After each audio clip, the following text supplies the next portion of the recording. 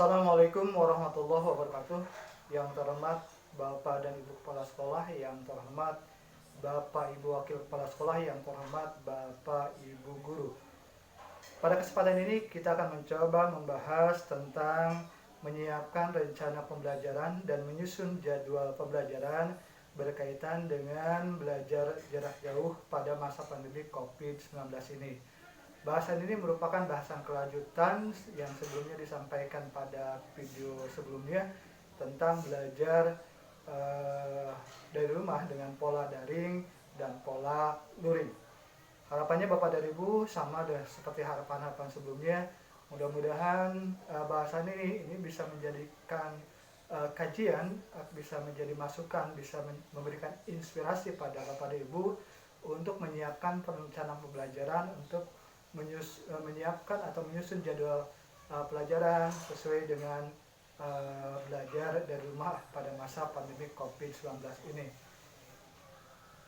Bapak dan Ibu, bila kemudian setelah diuploadnya video ini, setelah dilihat, dicermati dan dipelajari oleh Bapak dan Ibu apa yang kita bahas ini, kemudian muncul aturan atau regulasi yang baru, semoga Bapak dan Ibu dapat menyelesaikan dengan regulasi yang baru tersebut. Bapak dan Ibu yang luar biasa, selanjutnya kita akan membahas tentang menyiapkan rencana pembelajaran. Bahasan ini mengacu pada penyiapan rencana pembelajaran yang rambu-rambunya ada pada Surat Edaran Sekretaris Jenderal Kementerian Pendidikan dan Kebudayaan Nomor 5 Tahun 2020. Bapak dan Ibu, dalam pembahasan sebelumnya tentang menyiapkan pembelajaran, dalam hal menyiapkan pembelajaran ini, guru perlu memastikan beberapa hal sebagai berikut. Hal yang pertama, memastikan kompetensi pembelajaran yang ingin dicapai. Yang kedua, menyiapkan materi pembelajaran. Yang ketiga, menentukan metode dan interaksi yang akan dipakai. Menentukan jenis media pembelajaran yang dipakai. Hal-hal ini kita sudah bahas pada pembahasan sebelumnya, dan pada saat ini akan dijadikan dasar ketika kita menyiapkan pembelajaran atau membantu kita ketika akan menyusun rencana pelaksanaan pembelajaran atau RPP.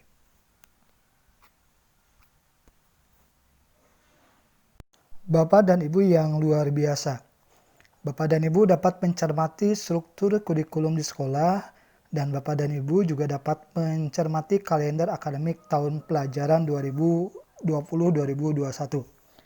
Misalnya untuk kurikulum 2013 SMA, untuk mata pelajaran Bahasa Indonesia kelas 10 itu memiliki 4 jam pelajaran per minggu. Dan berdasarkan hasil analisis Skalpendik tahun 2020-2021 memiliki 18 minggu pertemuan untuk satu semesternya. Berdasarkan struktur kurikulum untuk mata pelajaran Bahasa Indonesia kelas 10, ada beban belajar 4 jam pelajaran per minggu. Berdasarkan kalender pendidikan, ada 18 minggu pertemuan dalam satu semester. Berdasarkan hal di atas, dalam kondisi normal, untuk mata pelajaran Bahasa Indonesia kelas 10, ada 18 minggu pertemuan yang dapat dimanfaatkan untuk pembelajaran dengan beban belajar per minggunya 4 jam pelajaran. Bagaimana ketika kondisinya berada pada masa darurat pandemi COVID-19? Apakah seperti atas juga atau jam pertemuan per semesternya berkurang? Begitupun dengan jam per minggunya, apakah berkurang juga? Menyikapi kondisi pandemi COVID-19, adakah kemungkinan jumlah pertemuan per semesternya berkurang dan jumlah jam pelajarannya juga berkurang? Bapak dan Ibu, prinsip belajar dari rumah atau BDR yang pertama, keselamatan dan kesehatan lahir batin seluruh warga satuan pendidikan menjadi pertimbangan utama. Kemudian rambu-rambu penyiapan pembelajaran menyebutkan bahwa guru mesti memastikan kompetensi pembelajaran yang ingin dicapai dilarang memaksakan penuntasan kurikulum dan fokus pada pendidikan kecakapan hidup. Memperhatikan itu, ada kemungkinan pada sebuah sekolah setelah dikoordinasikan oleh wakil kepala sekolah bidang kurikulum dengan memperhatikan beban belajar semua mata pelajaran di kelas 10, memperhatikan kondisi COVID-19, kondisi kesehatan para siswa, ketersediaan fasilitas internet atau fasilitas pembelajaran lainnya, untuk tidak terlalu membebani para peserta didik dan lainnya. Untuk mata pelajaran Bahasa Indonesia kelas 10 ada kemungkinan atau misalnya tersedia 14 minggu pertemuan untuk 1 semester dan 3 jam pelajaran per minggunya. Bapak dan Ibu, perhatikan contoh KD Bahasa Indonesia kelas 10 kurikulum 2013 ini. Untuk kelas 10 terdapat 19 pasang KD yang terdiri dari 19 KD pengetahuan dan 19 KD keterampilan. Memperhatikan kondisi darurat masa pandemi COVID-19, untuk pelaksanaan pembelajaran, bila jumlah pertemuan per semesternya berkurang dan atau jumlah jam pelajaran per minggunya berkurang, kemungkinan besar jumlah kompetensi atau jumlah KD atau materi yang akan disampaikan juga berkurang. Mata pelajaran Bahasa Indonesia kelas 10 memiliki 18 pasang KD untuk 1 tahun pembelajaran. 18 pasang KD tersebut terdiri dari 18 KD pengetahuan dan 18 KD keterampilan. Untuk setiap semester biasanya hasil dari bagi 2. Sehingga untuk semester pertama ada 9 pasang KD dan semester kedua juga ada 9 pasang KD. Dari 9 pasang KD semester pertama dengan fasilitasi 14 pertemuan selama 1 semester dan 3 jam pelajaran setiap minggunya, tentu kompetensi atau KD yang bisa disampaikan pada semester ini pun berkurang. Misalnya, berdasarkan hasil koordinasi, berdasarkan hasil analisis, dari 9 pasang KD berkurang misalnya menjadi 6 atau 7 pasang KD. Bapak dan Ibu, hal ini mungkin dilakukan dengan memperhatikan rambu-rambu penyiapan rencana pembelajaran yang ada pada SE Sesjen nomor 15 tahun 2020 yang menyebutkan bahwa guru memastikan kompetensi pembelajaran yang ingin dicapai. Dilarang memaksakan penuntasan kurikulum dan fokus pada pendidikan kecakapan hidup. Bapak dan Ibu, persoalan berikutnya, ketika kompetensi atau ketika materi itu berkurang, KD mana yang akan dipilih? Apa yang menjadi pertimbangan pemilihan KD tersebut? Memperhatikan Sesjen, fokus materi pembelajaran diantaranya fokus pada literasi dan numerasi, fokus pada penguatan karakter dan budaya. Bapak dan Ibu, bila memperhatikan dasar-dasar pemilihan materi selama ini, diantaranya materi yang kita pilih adalah materi esensial. Bisa pula Bapak dan Ibu dalam pemilihan materi atau kompetensi atau KD ini, kita juga mempertimbangkan ketersediaan fasilitas belajar mengajar yang ada. Bapak dan Ibu, misalnya dari 9 pasang KD mata pelajaran Bahasa Indonesia kelas 10 di semester pertama ini, misalnya ya, berdasarkan hasil analisis terpilih 7 pasang KD berikut. 7 pasang KD tersebut yaitu pasangan KD 3.14.1, 3.24.2, 3.34.3, 3.54.5, 3.64.6, 3.7 dan 3.8 dan 4.8. Bapak dan Ibu, setelah kita memilih KD-KD yang akan kita sampaikan pada pembelajaran di semester ini, selanjutnya kita menganalisis dan merencanakan untuk pembelajaran setiap KD tersebut. Perencanaan pembelajaran untuk setiap KD kita lakukan dengan yang pertama, memilih pola pembelajaran mana yang akan kita gunakan, pola luring atau pola daring. Setelah itu, menentukan pendekatan atau metode pembelajaran yang pas untuk mencapai tujuan pembelajaran atau kompetensi yang akan dicapai. Selanjutnya, menentukan media yang akan digunakan. Setelah itu, menyusun langkah-langkah atau interaksi pembelajaran yang akan dilakukan.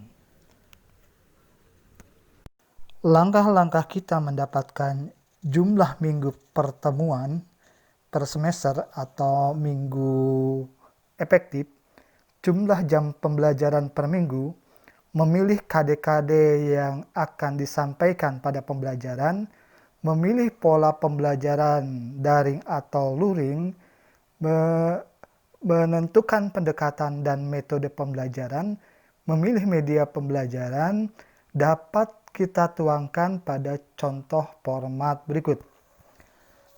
Format berisi nomor, KD, pola penyampaian, pendekatan atau metode, media, dan jumlah pertemuan. Kolom nomor berisi nomor urut. Kolom KD berisi KD-KD yang sudah kita pilih untuk disampaikan pada semester ini. Pada contoh ini hanya dituliskan beberapa KD. Realitasnya Bapak dan Ibu menuliskan semua KD yang sudah dipilih. Kolom pola penyampaian berisi dengan pola apa KD-KD tersebut akan disampaikan. Apakah menggunakan pola daring, luring, atau kombinasi keduanya. Kolom pendekatan berisi menggunakan pendekatan pembelajaran apa.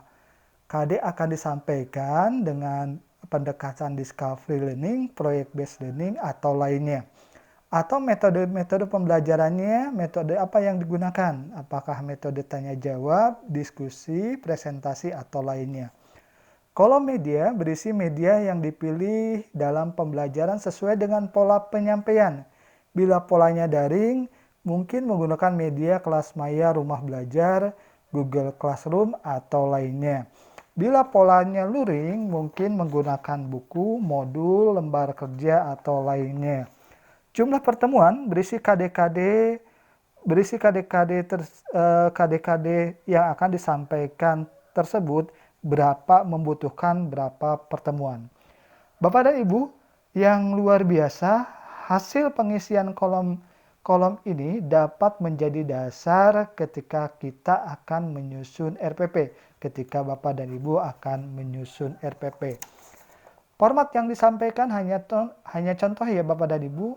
Bapak dan Ibu dapat membuatnya lebih baik, lebih kreatif, dan lebih efektif. Atau mungkin cukup menjadi format imajiner, hanya ada di pikiran untuk membantu penyusunan RPP tanpa perlu dituliskan. Perlu dicermati oleh Bapak dan Ibu bahwa pemilihan pola penyampaian pembelajaran, apakah daring, luring, atau kombinasi keduanya, akan berpengaruh pada pemilihan pendekatan dan metode pembelajaran, pemilihan media pembelajaran, dan perumusan aktivitas-aktivitas atau langkah-langkah pembelajaran. Bapak dan Ibu, bahasan kita lanjutkan dengan menyusun jadwal pelajaran. Hasil kegiatan setiap guru dalam menganalisis ketersediaan jumlah minggu pertemuan atau minggu efektif dalam satu semester dan jumlah jam pelajaran per minggunya dapat menjadi bahan koordinasi wakil kepala sekolah bidang kurikulum atau wakil kepala bidang akademik untuk menyusun jadwal pembelajaran.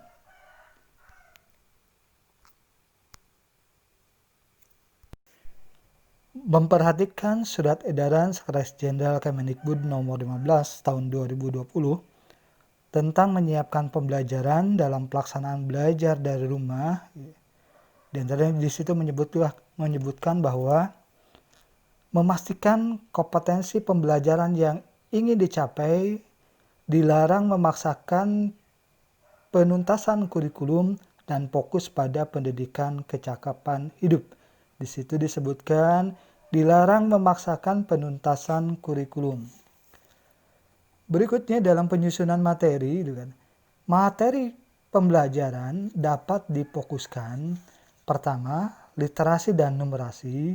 Kedua, pencegahan dan penanganan pandemi COVID-19. Yang ketiga, perilaku hidup bersih dan sehat atau PHBS dan gerakan masyarakat sehat atau GERMAS. Keempat, kegiatan rekreasional dan aktivitas fisik. Yang kelima, spiritual keagamaan. Dan keenam, penguatan karakter dan budaya. Memperhatikan hal yang disampaikan tadi, maka jadwal pelajaran misalnya sebagai berikut. Poin tidak memaksakan penuntasan kurikulum pada SSSN ini menjadi pertimbangan. Kemungkinan minggu pertemuan selama 1 semester dan jam pelajaran per minggu setiap mata pelajaran berkurang. Implikasinya mungkin jam pertemuan online dimulai dari pukul 7 hanya sampai dengan pukul 12. Tidak seperti kondisi normal sebelumnya yang jam tatap muka di dalam kelasnya dimulai dari pukul 07 sampai dengan pukul 15.00. Memperhatikan poin bahwa materi pembelajaran dalam BDR diantaranya fokus pada kegiatan rekreasional dan aktivitas fisik dan kegiatan dan materi spiritual keagamaan, maka jadwal pelajaran pertama diisi kegiatan olahraga dan memastikan bahwa para peserta didik sudah sarapan. Kegiatan selanjutnya untuk kegiatan spiritual diantaranya kegiatan sholat duha dan tadarus bagi peserta didik yang beragama Islam. Bagi peserta didik yang beragama lainnya, kegiatan dapat disesuaikan dengan kegiatan beribadah sesuai dengan keyakinan dan agama yang dianut para peserta didik. Selanjutnya, jadwal kegiatan dilakukan untuk fokus pada materi literasi dan numerasi, mengacu pada materi dan kompetensi sesuai KD-KD yang dipilih pada setiap mata pelajaran. Kegiatan diakhiri dengan jadwal menyediakan waktu untuk para siswa menyelesaikan penugasan-penugasan yang diberikan oleh guru atau kegiatan membantu orang tua sebagai bagian dari kegiatan penguatan karakter dan budaya. Berdasarkan tadi, maka jadwal pembelajarannya misalnya hari Senin, jam pertama untuk semua kelas berolahraga dan beribadah menurut agama dan keyakinan masing-masing peserta didik. Jam ketiga sampai dengan ke-6, belajar sesuai mata pelajaran yang dijadwalkan. Misalnya untuk kelas 10 MIPA, mempelajari mata pelajaran bahasa Inggris dan biologi. Untuk kelas 10 IPS, mempelajari bahasa Indonesia dan matematika. Untuk kelas 11 MIPA, mempelajari PKN, sejarah dan kimia. Untuk kelas 11 IPS, mempelajari sosiologi, pendidikan agama dan budi pekerti, serta seni budaya. Untuk kelas 12 MIPA, mempelajari fisika, PKN, dan sejarah. Untuk kelas 12 IPS, mempelajari seni budaya, prakarya, dan kewirausahaan, serta sosiologi. Contoh jadwal kedua, misalnya sebagai berikut. Bila pada contoh jadwal 1, jadwal kegiatan mata pelajaran sampai dengan jam ke-6. Pada contoh jadwal kedua, kegiatan mata pelajaran sampai jam ke-8. Kalau pada contoh 1, jadwal kegiatan pada jam ke-7 dan ke-8 menyelesaikan penugasan atau membantu orang tua. Maka pada contoh jadwal kedua dilanjutkan dengan mempelajari mata pelajaran. Kelas 10 MIPA itu dilanjutkan dengan belajar pendidikan agama dan budi pekerti dan prakarya kewirausahaan. Untuk kelas 11 IPS melanjutkan mata pelajaran PKN dan sejarah. Kelas 11 MIPA itu dengan mata pelajaran Bahasa Indonesia, kelas 11 IPS dengan mata pelajaran Bahasa Inggris, kelas 12 MIPA dilanjutkan dengan mempelajari matematika, dan kelas 12 IPS dilanjutkan dengan mempelajari mata pelajaran ekonomi. Jadwal tadi bisa digunakan untuk sekolah yang menyelenggarakan pembelajaran daring maupun luring. Yang beda mungkin media dan pelaksanaan aktivitasnya. Bedanya misalnya, bagi sekolah yang menyelenggarakan pembelajaran daring, kegiatan dilaksanakan dengan memanfaatkan media-media online. Bagi sekolah yang menyelenggarakan pembelajaran luring, kegiatan dilaksanakan dengan media-media offline dan dilaksanakan secara mandiri oleh para peserta didik. Bapak dan Ibu, jadwal pelajaran tadi hanya sebagai contoh ya. Jadwal pelajaran dapat Bapak dan Ibu buat sesuai dengan situasi dan kondisi masing-masing sekolah. Namun yang harus dipastikan adalah kegiatan belajar para peserta didik haruslah terjadwal. Karena hal ini dilakukan untuk menghindari yang pertama, ketidakjelasan apa yang harus dipelajari pada para siswa. Yang kedua, menghindari menumpuknya kegiatan belajar siswa pada hari atau waktu tertentu, sementara hari atau waktu lainnya mereka tidak memiliki aktivitas belajar. Yang ketiga, menghindari guru mengajar dengan tidak terpola. Yang keempat, mungkin banyak hal-hal lain yang kurang baik ketika kegiatan pembelajaran ini tidak terjadwal. Demikian Bapak dan Ibu, semoga bahasan kita tentang menyiapkan rencana pembelajaran dan menyusun jadwal pembelajaran dapat memberikan inspirasi pada Bapak dan Ibu untuk dapat menyiapkan rencana pembelajaran dan menyusun jadwal pembelajaran sesuai dengan kondisi masing-masing sekolah Bapak dan Ibu. Mohon maaf bila ada kekeliruan dan kesalahan. Terima kasih atas perhatian yang sudah diberikan Bapak dan Ibu. Billahi taufiq wal hidayah. Wassalamualaikum warahmatullahi wabarakatuh.